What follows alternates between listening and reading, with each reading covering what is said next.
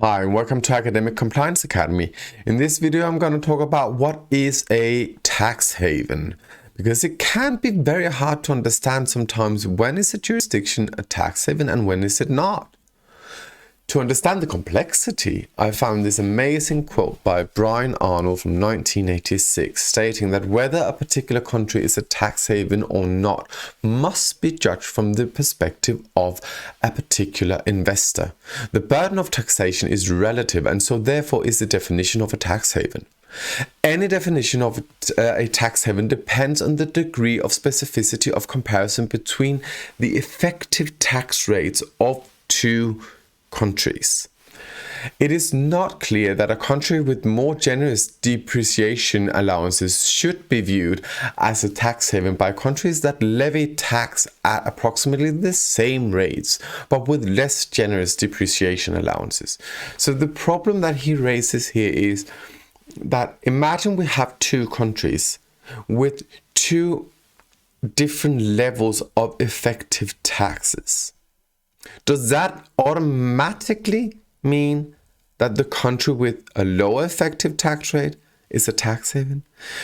It does not, because there might be infrastructure, there might be social security, there might be a lot of other elements that are included in the tax rate in the other country.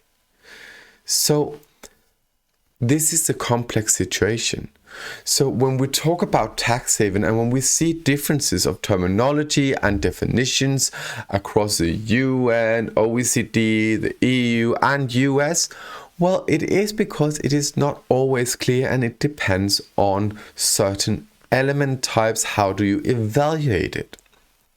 To get a better understanding of what a tax haven or a low tax jurisdiction is, we can look at these characteristics found by Mikaela Orlov from 2004.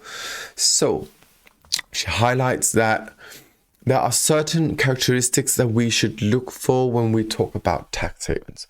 The first one is a high standard of financial, including banking and commercial secrecy. And this is always something that is a problem, because when we have high levels of secrecy, we cannot really go in and analyze what is the wealth, what is the actual tax rate of the given people, the beneficial owners, because these are hidden.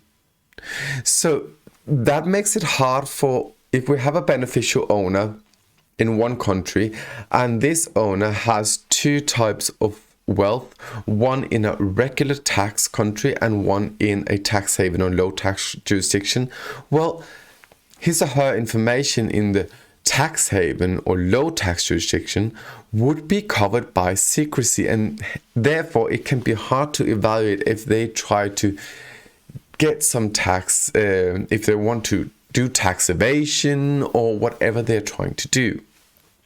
A second point is no or liberal currency control, which is very, very good when you try to hide money and you don't really care about the currency exchange rate, and you don't control it, because what you need is the flow in, and that is what keeps the engine coming or going. When then we have developed infrastructure, because you need to get to in and out of the tax haven, because sometimes you need, of course, to have physical presence. And we also see typical tax havens with a large amount of high level and, well, luxury goods and a good infrastructure, because, well, the extreme wealth that is accumulated in these tax havens requires that there is a good infrastructure. Fourth point is available professional help of, first of all, lawyers, auditors, accountants, and financial analysts.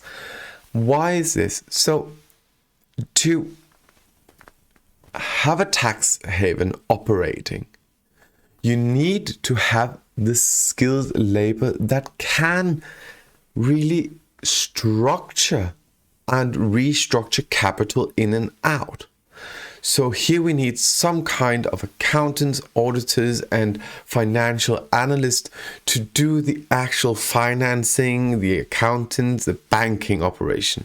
We also need lawyers because we need to circumvent, not necessarily illegal, but we need to get around certain international law, certain tax rules, tax exemption rules, and plus lawyers are really good at trying to keep the first point in line because they have automatically private client privilege.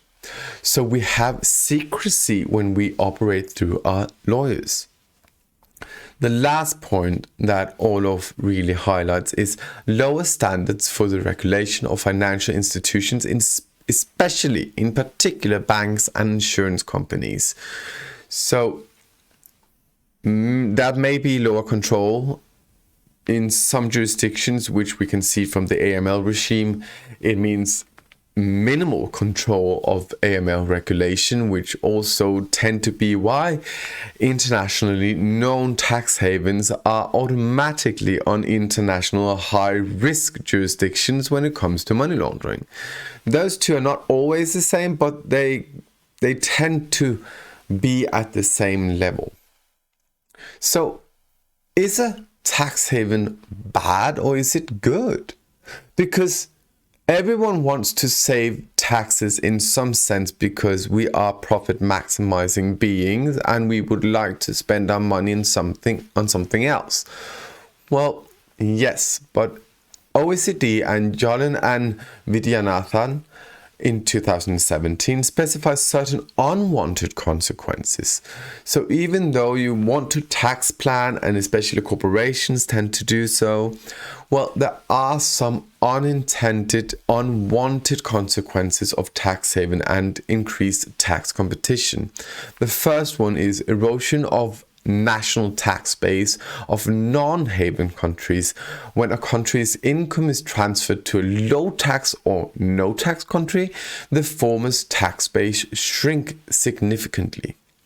So here we don't even need to talk just about tax havens, just a lower tax country or no tax country. We can also see it within sports.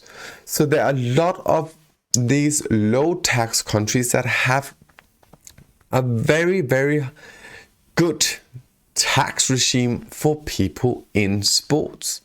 So we've seen it through different types of athletes that actually move to these countries, still representing their home country, but moving to these countries because they, for example, do not tax winnings on sports events.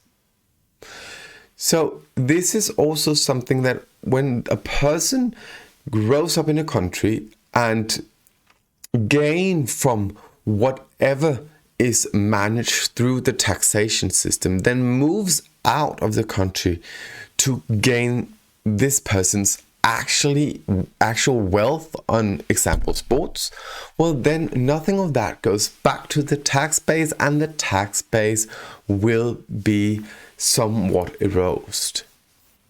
So a second unwanted consequence is tax burden shifted to other less mobile factors to maintain the same level of collection non-safe haven. Governments may try to shift the tax burden to fixed factors such as property and labor. This will lead to severe inequality in the distribution of income and wealth. So when the first thing happens, this might be the externality consequence, because if we cannot get our tax base in from the standard way of collecting taxes, then we need to find alternative sources, and that might not always be in favor of society. A third thing is discourage honest taxpayers from complying with the law. So here we have the element of discourage. And this is very important when we talk in legal terms, because we want people to follow the law. We want people to think of every country based in a democratic world society, that all the all in the public should have the incentive to follow the law, because that is how the system operates and functions. If people get discouraged from doing what the plan is and how everything operates, this tend to have a bad effect on the operation of a democracy. And it states here also that discouragement of honest taxpayers from complying with tax law and ultimately losing confidence in their own country, in addition preventing evasion, also brings huge enforcement costs, because then we need to control even more than if everyone just paid their taxes. 4. Hinder the application of progressive tax rates. Severe inequality undermines the purpose of progressive tax. What we can see is, sadly, because it is not free of charge to use tax haven or low tax jurisdictions, the typical user would be a company or someone with a significant wealth. And this again changes the balance and kind of takes out the argument of progressive taxation, because the progressive taxation should kind of outline the taxation burden so that everyone is hit in an equal amount. But if wealthier people tend to control or have lawyers, accountants, etc. to help tax plan better, well, then the progressive taxation system fail. So this was just a video on tax haven, and especially the complexity, the consequences, and also a bit about how it is related to, example given, money laundering. Stay tuned, subscribe to this channel, and let us share knowledge.